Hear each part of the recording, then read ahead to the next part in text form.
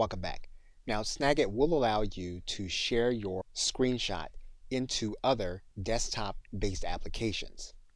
So for example, if we go to this drop-down menu, you're also going to see here at the bottom, you have both MS Paint as well as Adobe Photoshop. So if you have Adobe Photoshop installed, you can share your capture inside of Adobe Photoshop for additional editing. You can also share inside of Microsoft Paint. So in this case, we're going to click on Microsoft Paint. And basically what we're going to do is we're going to capture a part of the screen. Once our capture bar is open, we're just going to capture the part of the screen.